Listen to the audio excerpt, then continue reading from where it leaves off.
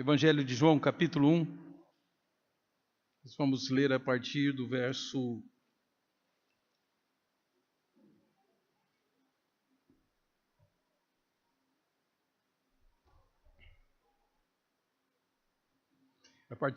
10 até o verso 14.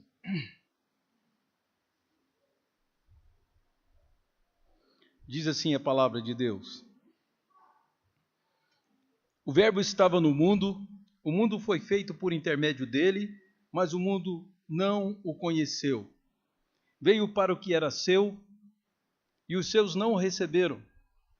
Mas a todos quantos receberam, deu-lhes o poder de serem feitos filhos de Deus, a saber, aos que creem no seu nome, os quais não nasceram do sangue, nem da vontade da carne, nem da vontade do homem, mas de Deus.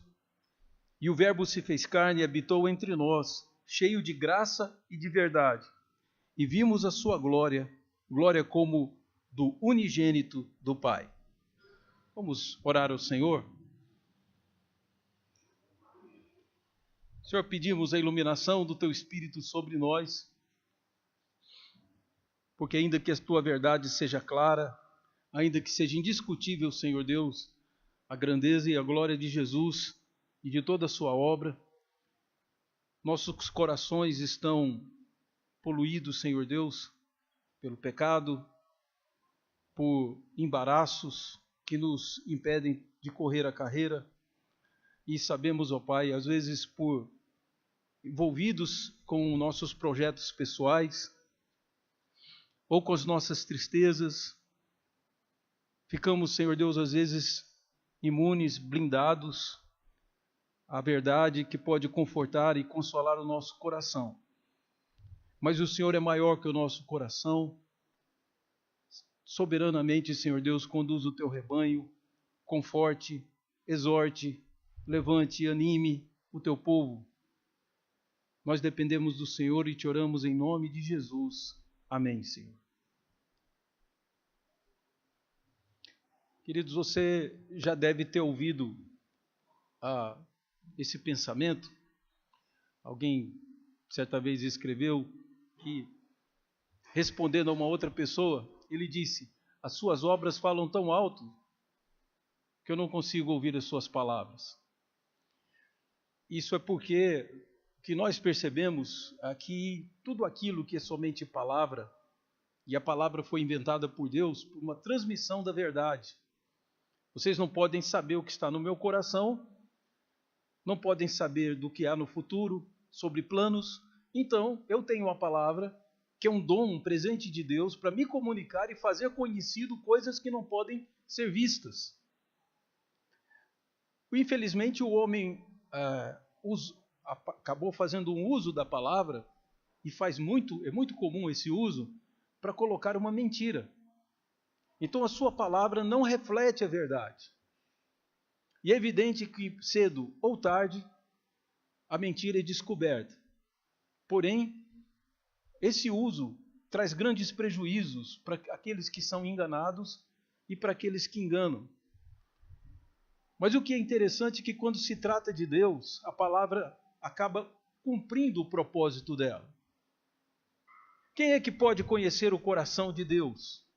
Pois nós não podemos conhecer nem o coração do nosso semelhante. Só que Deus revela o que há no seu coração. Você pode examinar na sua palavra para saber se tem alguma coisa a seu respeito no coração de Deus. Nós podemos saber o que Deus tem de plano a respeito do mundo, do universo que nós temos.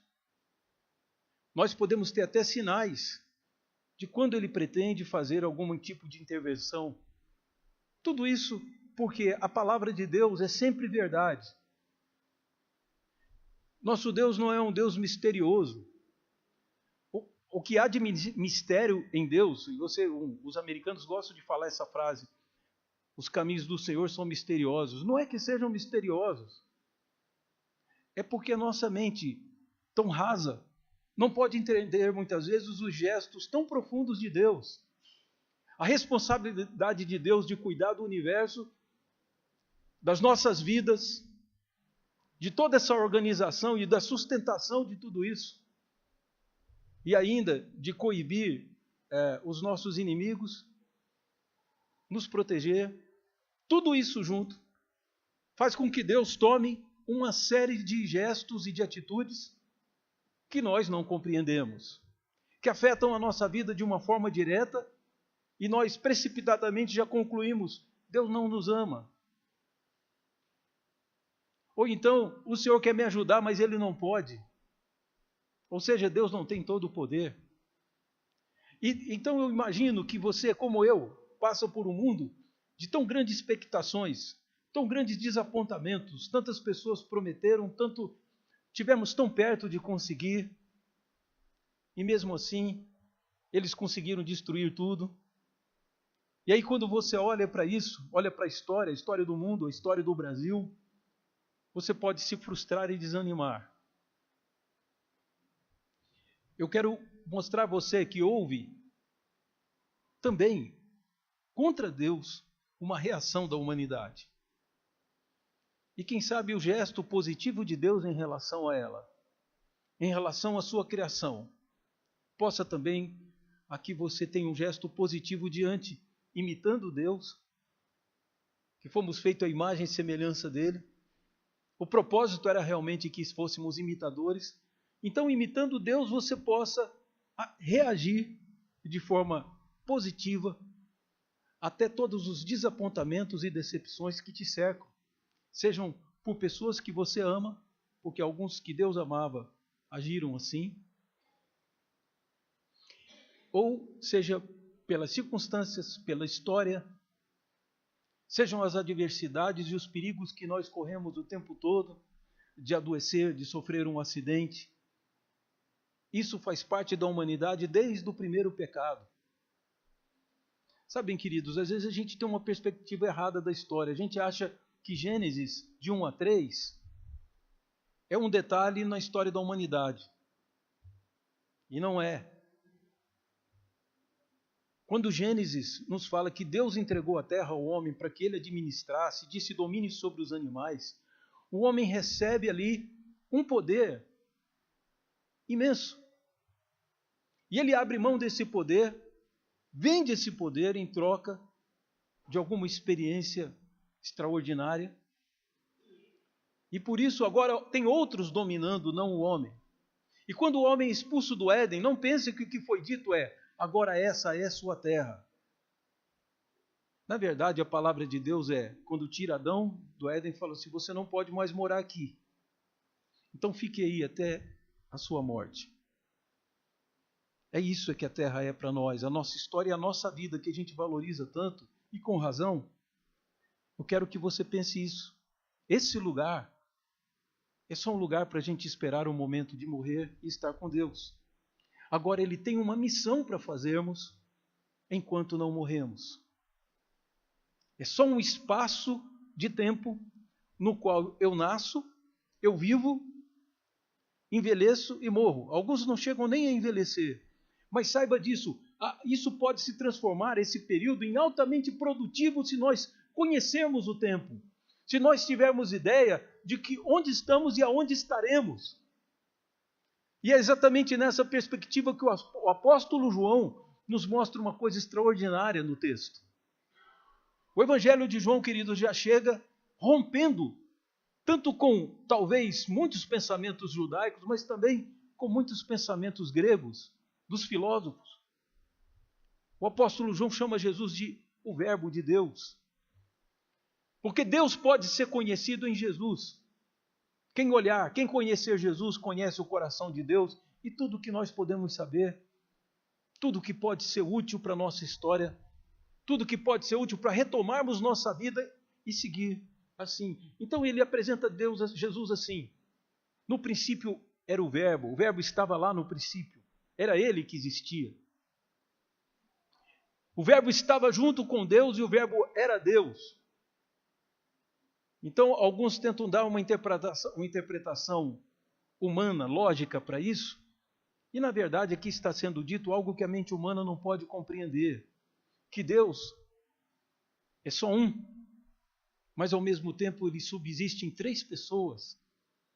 O Verbo estava com Deus e o Verbo era Deus. Se há somente um Deus, então esse Verbo ao mesmo tempo estava com o Pai, era um com o Pai, mas ele estava presente na criação. Era uma pessoa distinta. A mente humana não pode captar isso, mas o Evangelho de João nos revela. Se você acha que pode ter outro tipo de interpretação para isso, lá em Gênesis nos diz que na hora que Deus foi criar o homem, Deus fala consigo mesmo e usa o pronome no plural. Ele diz: façamos o homem a nossa imagem e a nossa semelhança.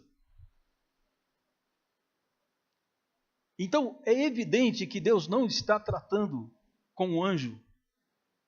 Deus fala consigo mesmo. A Trindade é uma doutrina que está permanente em toda a Escritura, ela permeia toda a Escritura. Agora, o que é interessante nesse capítulo agora, nesse trecho que nós lemos, é que mesmo Deus tomando essa atitude, e como eu dizia, a atitude de Deus é verdadeira, então toda a palavra de Deus corresponde a uma ação.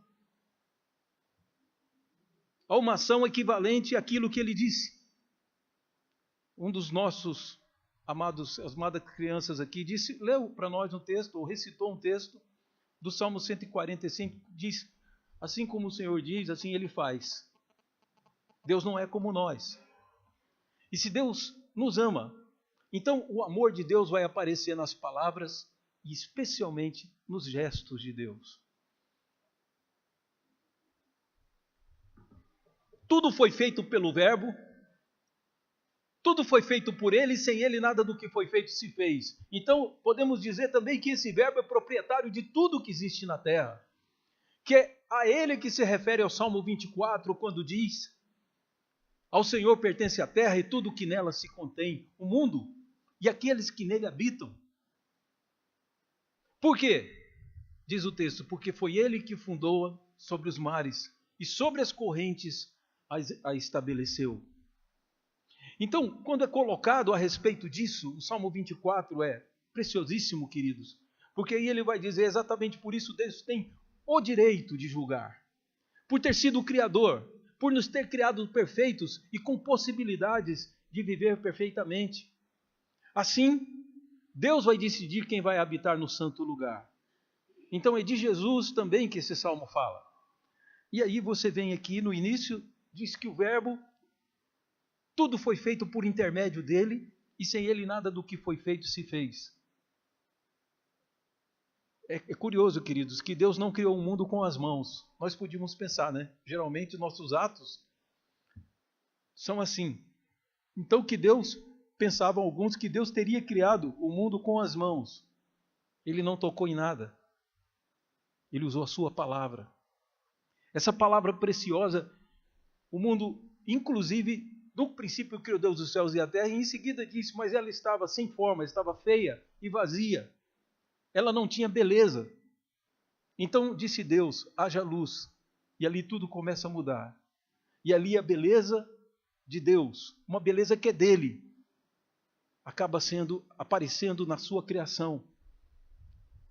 Porque isso também, Deus também é belo. Toda a beleza do mundo, belo é aquilo que é agradável aos olhos. Toda a beleza do mundo é resultado da luz que Deus faz incidir sobre nós, para que nós vejamos a beleza. No Salmo 96 diz que força e formosura estão no seu santuário.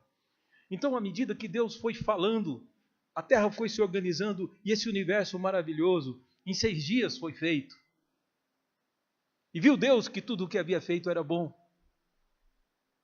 Então, o que, na verdade, nós temos é que a palavra, foi pela palavra que Deus criou. E essa palavra que Deus disse, Deus a transformou em carne, e ela habitou entre nós. É para isso que João está escrevendo esse capítulo. Mas há alguma coisa intrigante na história de Jesus. O mundo não sabia disso. O mundo ignorou, de alguma forma, essa visita de Deus. Por outro lado, algumas pessoas tinham as profecias de Deus e estudavam nela. e liam essas profecias e pregavam para o mundo que haveria um dia que um rei judeu governaria a terra e traria paz. Só que agora João está diante de um dilema, porque uma das dificuldades das pessoas acreditarem era que os hebreus, que tinham os oráculos divinos, as promessas divinas, eles é que guardaram essa promessa durante a história. Esse Jesus que João prega foi morto, foi rejeitado pelos judeus. Então, se João vai começar a pregar um evangelho para os gregos e dizer que, crendo nesse evangelho, eles serão salvos, é para a salvação das pessoas que João está escrevendo, isso está lá no final do seu livro. Então, o apóstolo João se sente obrigado a dar uma explicação por que Jesus foi crucificado, ou pelo menos admitir isso, que Jesus foi rejeitado pelos homens, e esse passa a ser o nosso assunto. Que o mundo foi feito por ele. Então o Deus Criador, nós homens fomos expulsos da presença dele. Ele arrebata o seu jardim do Éden, que é um jardim do prazer. Então esse prazer foi tirado de nós. A palavra Éden quer dizer prazer. E aí esse Deus, não podendo ter acesso a isso, nós temos que viver a nossa vida. E esse Deus, de forma invisível, acaba ajudando e auxiliando e beneficiando e cuidando de todos nós. Alimentando, mantendo nossa vida, nos protegendo, mas em silêncio. E um dia ele se revela. Ele vem à terra e anda entre nós. E ele caminha no nosso meio. Mas os seus não o receberam. Veio para o que era seu e os seus não receberam. Isso pode ser dito mais apropriadamente. Toda a humanidade era, mas não o conheceu. Mas os judeus, mais ainda, não só não o conheceram, não quiseram nem recebê-lo, nem estudar sobre ele. Então, por isso, ele foi crucificado. Aqui João está fazendo um preâmbulo da história de Jesus, mas é uma coisa extraordinária que ele diz. Não todos. Os que eram seus não o receberam, mas há um grupo da humanidade que o recebeu. Isso é que João se importa. Que Deus veio na história do mundo, interviu e, mais do que isso, ele salvou os que ele queria salvar. Deus não frustrou o seu plano. O que ele determinou aconteceu. Ele não se sujeita à vontade humana. Ele quer fazer o bem e ele fará. Se ele disse, ele cumpre. E é curioso, queridos, quando nós vemos aqui, se você olhar o que aconteceu na história de Israel, você vê muito isso. Moisés, com 3 perguntas, tenta convencer a Deus que não era boa ideia mandá-lo falar com o faraó. Quando Moisés não consegue dobrar Deus, ele diz: Senhor, manda qualquer um, menos eu. Ele disse: eu não quero ir, eu não vou. E Deus responde: você vai sim, Moisés. Eu vou falar ao povo pela boca de Arão, mas é com você que eu vou falar. É você que vai libertar o povo. E eu quero perguntar, queridos, se essa não é uma das histórias mais extraordinárias, mais comoventes. Os irmãos viram o sucesso que foi aquela novela que falava sobre Moisés, os filmes que falam sobre Moisés, e agora os cinemas lotados para assistir, queridos, uma história que está na Bíblia. Porque Moisés hoje é um personagem de cinema. Há uns tempos atrás foi um desenho. Ele está sempre voltando. Deus sim sabia o que era para Moisés. Ele queria permanecer incógnito e Deus queria que ele fosse um personagem da história. Ele é um dos 3 profetas mais respeitados do islamismo. O islamismo respeita Moisés como grande profeta de Deus. Maomé respeita nos seus escritos Moisés de uma forma como grande. Então não adianta a gente querer mudar o nosso plano. O que importa é o plano que Deus tem para nós, porque esse sim será executado. E é nessa perspectiva, queridos, que nós precisamos caminhar e ver que alguns receberam a Deus. Isso é importante. Você pode caminhar na direção oposta da humanidade que rejeita Deus. Os escritos dos filósofos, dos intelectuais, em grande maioria, é para tentar desacreditar a palavra de Deus, desqualificar a pessoa de Jesus, porque a humanidade não o quer. Ele veio para o que era seu e os seus não o receberam. Mas você pode caminhar na direção oposta. A história da humanidade conta de uma igreja, e ela tem registro disso, que por várias vezes mataram, destruíram, deceparam a cabeça dos homens, como Paulo, por exemplo. Mas o evangelho permanece vivo, estamos em 2016. O evangelho nunca esteve tão forte e é uma pedra no sapato dos que querem tomar a humanidade nas suas próprias mãos ou querem se desvencilhar de Deus. Se você acha que esse é um sentimento de uma minoria, que grande parte da humanidade é boa e gosta de Deus, leia o Salmo 2. Salmo 2 prevê que Jesus seria morto exatamente por isso, porque os reis da terra se uniram e falaram assim: olha aí, ungido de Deus, vamos sacudir as suas cadeias. Eu não quero ficar preso por ele. Eu não serei cativo dele, sou livre. Livre como, queridos? Fora do paraíso? Nenhum de nós é livre. Então é exatamente nisso, para preservar sua liberdade, para preservar sua propriedade sobre essa terra, muitos rejeitaram, mas há uma minoria que o recebeu. Quem são esses que foram recebidos? É disso que João vai falar. João vai falar que é possível, mesmo que toda onda, toda a força da humanidade, todas as modas que se inventam, são no sentido de caminhar contra Deus e contra o seu ungido, contra Jesus. Mas há uma resistência que diz: não podemos fazer isso porque foi Ele que criou tudo. Ele é o Senhor. Eu não sei em qual grupo você está, mas digo que é possível você mudar de grupo. Eu me lembro que eu tinha 16 anos, eu não considerava e nem achava importante nada que dissesse respeito a Deus e à Bíblia. E o Evangelho foi pregado para mim. E por razões de Deus, de ação de Deus na minha vida, que fica logo nos versículos seguintes mostrado, eu já havia sido escolhido antes da fundação do mundo, porque esse é o amor de Deus. E por causa desse amor, eu o recebi. Esse foi um gesto meu, não fui forçado, não foi violentada a minha vontade, mas a minha vontade foi trabalhada por Deus, porque Deus decidiu salvar. E mesmo que o homem se oponha, e mesmo que o homem se rebele, e mesmo que os homens matem os portadores dessa mensagem, persigam, torturam e pressionem para que eles se calem, ainda assim Deus vai salvar todos os seus escolhidos. Segundo o apóstolo Pedro, essa é a razão de Jesus não ter voltado a segunda vez. Pedro diz: muitos julgam essa promessa demorada. Segunda carta de Pedro, capítulo 3, você vai ver isso lá. Ele diz: muitos julgam que ele está demorando, que muitos dos nossos pais já morreram e Jesus ainda não voltou. Mas Deus não está sendo demorado. Pelo contrário, Ele é paciente com vocês e não quer que nenhum se perca.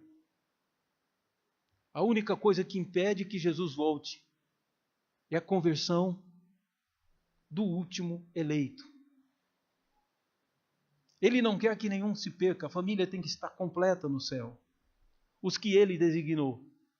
Então é por isso que é importante que olhemos para isso e dizer: eu não vou fazer parte dessa conspiração contra Deus, que culminou com a morte de Jesus, mas ainda permanece hoje na perseguição da sua igreja, na absorção de ideias contrárias à Bíblia, ideias contrárias a Deus, contrárias até à nossa própria natureza humana.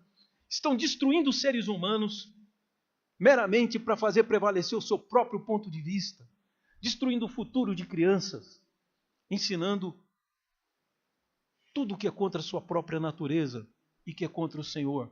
E exatamente disse assim, diz que não só esses receberam Jesus, como todos os que o receberam. Preste atenção nisso. Todos que receberam Jesus também foram recebidos. Olha que coisa. que nós podíamos pensar que Jesus, de alguma forma, rejeitou pessoas. Eu não vi nenhuma palavra de rejeição de Jesus para Judas. Judas, a si mesmo, condenou. Todas as pessoas que você pode ver na Bíblia. Tem na Bíblia a história de um homem, queridos, que é intrigante. Esse homem, mesmo sendo rei de Israel, sacrificou seus filhos para um deus pagão, matou os seus próprios filhos, fazia adivinhação pelas nuvens, tinha uma série, e pelos astros, ele tinha uma série de pecados e feitiçarias.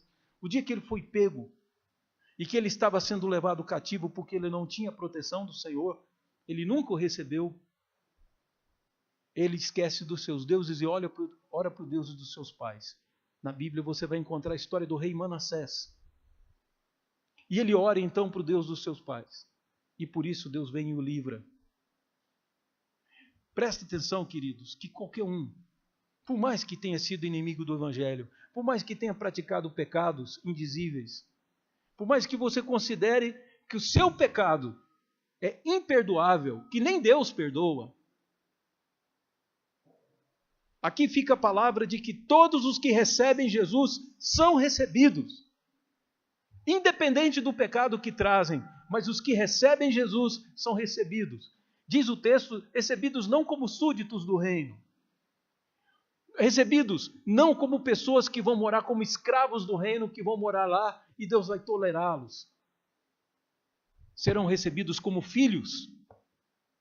O texto da palavra nos diz que Deus nos ama e esse gesto aparece no fato de Jesus ter vindo. E qualquer um que receba Jesus é adotado como filho de Deus. Que logo em seguida Jesus é chamado de unigênito. Então aqui no Brasil é muito comum o sujeito falar, eu sou filho de Deus. Então, se em um determinado lugar os funcionários estão roubando o patrão, um vai lá e rouba também e diz, eu também vou roubar porque eu também sou filho de Deus. Esse termo, querido, é horrível do jeito que nós usamos. Quem é filho de Deus de verdade? Se você olhar na sua carteira de identidade, você vai ver que você não é filho de Deus. O nome do seu pai está escrito lá. Então, o gesto de Deus de nos receber é tão intenso que seremos recebidos não como escravos e nem como súditos, como cidadãos do reino, mais do que isso, recebidos como herdeiros. Deus nos adota como filhos e só somos filhos adotivos. Quando diz que deu-lhes o poder é porque o único filho que Deus gerou na terra foi Jesus. Não é isso que nós sabemos? É isso.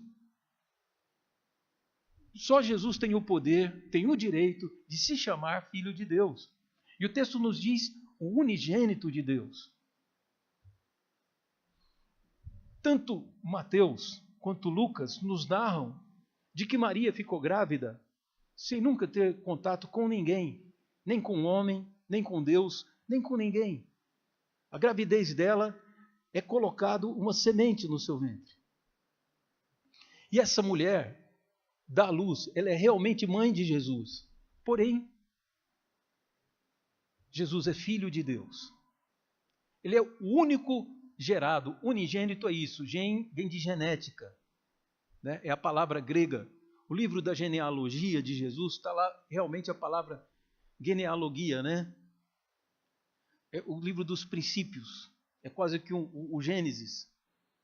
Então veja só, Gênesis também vem daí, de origem. Então a palavra gen tem a ver com geração. O unigênito, o único homem gerado por Deus que andou nessa terra foi Jesus. Só ele pode dizer que ele é filho. Você não é filho. Aí alguém disse, mas pastor, alguém levanta a mão e diz, pastor, mas Deus me criou, então Deus é meu pai. Deus criou os passarinhos, Deus criou os pombos, criou as tartarugas. Deus criou o mar, nem por isso ele é pai deles. Pai é quem gera. Mas existe um outro jeito. Pai é quem adota. Não é isso? Às vezes pai é quem gera. Às vezes pai é quem adota. Pois nós vemos no texto da Bíblia que Deus gerou um filho e aqueles que recebem o seu filho têm o direito de se dizer filho de Deus, porque eles foram feitos Olha que o verbo está na passiva. Não é você que diz, eu aceito Jesus e, portanto, agora eu tenho o direito de me chamar. Não é você que se faz filho. Deus é que te fez filho e te recebeu. Capítulo 8 da carta aos Romanos, Paulo diz que não recebemos espírito de escravidão, mas espírito de adoção, no qual clamamos a Deus Abba, que é a palavra aramaica para pai.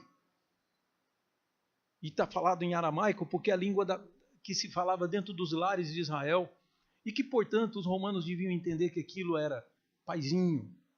Se tem algum nordestino aqui, painho. Podemos clamar e falar a Deus que é o nosso paizinho, que nos ama com tanta profundidade que nós não podemos nem entender a dimensão desse amor. Mas o que João disse é que esse grupo que caminha na direção oposta da humanidade, na contramão, por isso sofre tortura, sofre pressão, sofre humilhação. São tratados como idiotas, como o atraso da sociedade.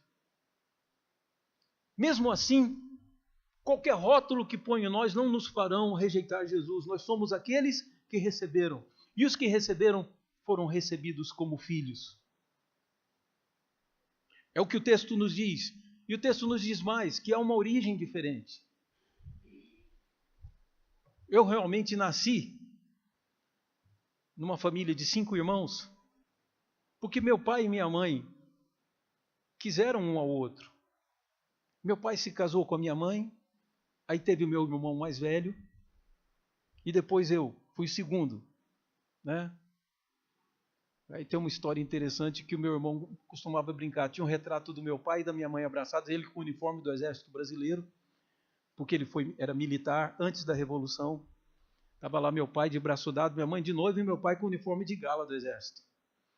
E aí o meu irmão fala, está vendo a foto da família? Está aqui, meu pai, minha mãe e eu. Aí a pessoa, você?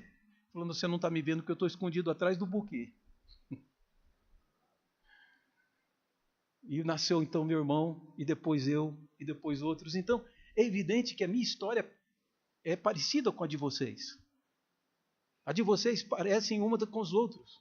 Porque assim, nós nascemos de um pai e de uma mãe. Só que o texto nos revela que nós fomos amados por Deus antes de existirmos. Paulo diz aos Efésios que aqueles que ele amou em Cristo, também em Cristo nos escolheu e nos predestinou para a adoção de filhos. Então, ainda que seja para você lembrar da sua história, talvez um gesto insensível, ele não te traga nenhuma emoção, eu quero te dizer, está carregado do amor de Deus a sua história. A sua história está cheia do amor de Deus do começo ao fim. E se você não acredita nesse amor, Paulo te dá uma prova incontestável. Ele diz, mas Deus prova seu próprio amor para conosco. Romanos capítulo 5, verso 8. Deus prova seu próprio amor para conosco, o amor pessoal dele por nós. Pelo fato de ter Cristo morrido por nós, quando nós ainda éramos pecadores, quando nós éramos inimigos de Deus.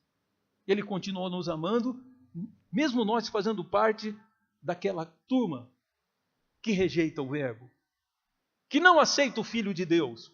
E é nessa perspectiva, queridos, que você precisa olhar. Que Deus te amou, e você não nasceu meramente porque seus pais quiseram. Não é fruto do sangue, nem da carne, nem da vontade do homem. O homem, quando quis, estava só cumprindo a vontade de Deus. E eu sei que, infelizmente, até se chama o pessoal que nasceu ali pela década de 70, hoje é conhecido como a geração Baby Boomer, não é isso? Baby Boomer, uma coisa assim. Dizendo que houve uma grande explosão de nascimentos de mães solteiras e de pais que não foram reconhecidos por causa da revolução sexual. E esse tipo de geração acabou interferindo na história das gerações futuras. E o que é que nós podemos aprender disso? Bom, pode ter sido um acidente. O meu caso não foi acidente. De muitos aqui não foram. Mas talvez os pais não quisessem. Foi uma gravidez indesejada. Pelos pais, não por Deus. Esses que recebem a Deus o recebem exatamente aquilo que Jesus diz. As minhas ovelhas ouvem a minha voz e me seguem, porque conhecem a minha voz. Então é importante que você observe que a nossa conversão é resultado de Deus nos ter amado antes da fundação do mundo e provido em Jesus uma morte, um sacrifício que nos gerava vida. E João diz, e o verbo habitou entre nós. E eu, João, ele fala nós porque ele fala do colégio apostólico, mas no fundo o que ele quer dizer, eu, João, fui testemunha disso. Eu vi a sua glória, glória como a do unigênito do Pai. Então perceba, queridos, isso não é para tirar a esperança de vocês, é para encher-nos de esperança. De homens que disseram já muitas vezes, eu prefiro morrer a me tornar um cristão. E muitas vezes são convertidos e se tornam cristãos. O apóstolo Paulo é uma prova disso. Ele não tinha nenhuma dúvida a respeito da sua fé, tinha matado Estevão, participado da morte de Estevão, ia matar mais cristão, e no caminho Deus o transforma no principal dos apóstolos. De alguma forma, é um pai de cada um de nós, porque a teologia dele é a teologia da igreja cristã. Então, você perceba que não depende de quem quer ou de quem corre atrás da salvação, mas de Deus usar a sua misericórdia. É o que Paulo escreve em Romanos. E o que eu quero te dizer, queridos, é que não nos compete saber quem Deus escolheu e quem Deus não escolheu. O que nos compete fazer é proclamar amplamente essa palavra. É não guardar para nós mesmos. É não perder um instante sequer da nossa vida sem proclamar a palavra. Porque saiba que nos foi dada a tarefa de chamar a muitos. Então muitos serão chamados, mas poucos escolhidos. O que nos compete saber, e é o que o João está dizendo, é que aqueles que recebem Jesus é porque foram recebidos. Aqueles que recebem Jesus são parte do plano de Deus, como habitantes do novo céu e da nova terra. Que muito em breve esse lugar provisório que Deus deu para Adão e seus filhos morarem até que a morte chegasse, porque por causa da desobediência e da rejeição de Deus, a humanidade hoje experimenta a morte. E todos os avanços, todas as evoluções que fizermos, conseguem no máximo amenizar as estimativas, mas o ser humano continua morrendo e pior, continua se matando, morrendo jovem, porque não sabem como viver, sua vida vai muito cedo. Quem são os poupados? A quem a morte não afetará gravemente? A nós. Aqueles que recebem Jesus. Portanto, os que não receberam, ouçam o que eu estou dizendo, você não tem o direito. Não é você que julga Jesus, é Ele que vai julgar a humanidade. É Ele que se assentará no trono. Você tem que se submeter, vir a palavra, ler. Ao contrário de dizer que Ele é injusto ou insensato, você tem que se submeter a tudo que Ele já revelou na sua palavra. E viver com alegria os dias que nos faltam. Porque a grande alegria nos está guardada. Nossa vida não é aqui. Uma das melhores expressões dessa existência, ou da vida de Adão, ou do livro de Gênesis, foi feita por um comentarista. Davidson escreveu um comentário do livro de Gênesis, e o título que ele pôs é, com duas letras P's, né? Do paraíso à prisão. Porque o livro de Gênesis é isso. Começa com o paraíso e termina com o povo de Israel no Egito. Não é curioso isso? Foi terminado no Egito, que virou para eles um cativeiro, que o livro de Êxodo nos conta como que Deus os libertou. Mas é essa que é a nossa história. Nós não somos livres, somos prisioneiros. O nosso pai cometeu um crime, nós nascemos e cometemos o mesmo crime dele. Não merecemos nada de Deus. Mas Deus não se frustra em plano nenhum. E o amor de Deus não é frustrado. Por isso Ele mandou Jesus. Andou pela terra, o mundo foi feito por Ele, mas o mundo não o conheceu. Veio para o que era seus e os seus não o receberam. Mas aqueles que receberam, Deus deu-lhes a autoridade. Deus deu-lhes o poder de serem transformados em filhos de Deus. É o que o apóstolo João nos revela, para nos ensinar o que é igreja, o que é mundo, o que é Deus e o que é salvação. Jesus confiou essa tarefa da redenção na sua mão. Espalhe essa notícia. A boa notícia de que o homem não precisa lutar mais. Jesus já venceu a luta por nós. Que o homem não precisa ser escravo do pecado e nem chorar suas derrotas. Porque todas as derrotas do homem, dos que receberam Jesus, são aparentes. Eu quero encerrar lembrando aos irmãos, estimulando os irmãos a lerem Atos dos Apóstolos. O livro de Atos é bastante curioso, porque ao mesmo tempo que é uma narrativa de um humano chamado Lucas, da história do mundo, ele, inspirado pelo Espírito, acaba mostrando como que Deus age de forma perfeita e soberana. Olha o que o livro de Atos nos conta. Que Paulo vai para uma cidade e prega o evangelho. Tem alguns convertidos, em vez da cidade agradecer, que bandidos, mentirosos, fofoqueiros, abandonaram seus pecados e viraram bons cidadãos, eles perseguem os cristãos de cidade em cidade. A humanidade surra Paulo. Uma vez ele foi apedrejado e dado como morto. Então ele fez 3 viagens missionárias. Em todo lugar que ele ia, ele era perseguido e tinha que fugir da cidade para não ser morto. Parecia que o evangelho estava sendo derrotado, não é? Engano. Em 300 anos, o imperador romano se tornou cristão. O que é que acontecia? É que Paulo pregava para aqueles irmãos, e aqueles irmãos convertidos, por terem o Espírito Santo, tinham condição de tocar a igreja. Então a perseguição vinha, Paulo fugia, Paulo e seus amigos iam para outra cidade pregar de novo e ser perseguido de novo, mas Tessalônica, Bereia, Filipos foram sendo povoadas de igreja. Quando viram que o evangelho cresceu e tomou conta de toda a Ásia Menor, que estava invadindo a Europa, que esse evangelho estava convertendo, estava virando uma febre no império, Paulo é preso num conluio entre judeus e romanos. Paulo mais tarde é decapitado, mas ele escreve aos Filipenses e ele diz: é interessante que eu vim para a cadeia, se não fiquem tristes, eu estou preso, mas quem vem me vigiar aqui por providência de Deus são os guardas da guarda pretoriana. São os guardas que protegem o Senado e que protegem o imperador. Então eu fiz essa guarda inteira conhecer o evangelho de Jesus. Agora eles sabem, e alguns até acham bonito, possivelmente, o que eu ensinei. O evangelho está penetrando o império. A minha prisão é para a glória de Deus. E ele termina o raciocínio dizendo: algumas pessoas estão, vindo que eu estou preso, querem fazer concorrência, querem ficar mais famosos do que eu, que para mim não importa. E eles querem glória, então eles estão evangelizando muita gente, achando que vão suscitar, levantar algum tipo de tristeza nas minhas cadeias. Eles não sabem que eles estão me fazendo muito felizes, porque seja por pretexto, seja por verdade, o que importa é que o evangelho de Jesus se espalhe pelo mundo. Então tudo o que faziam contra Paulo revertia para o seu bem. Os irmãos notaram?